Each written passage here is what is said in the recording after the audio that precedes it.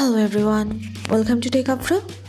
Today in this video, I'm gonna show you easy ways to remove a Google account from your Android phone.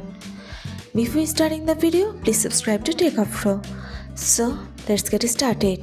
For this, you have to open your settings. Now scroll down, go to account.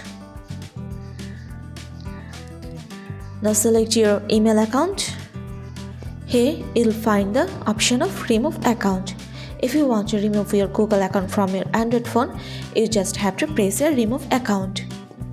That's how your Google account will be removed. That's it.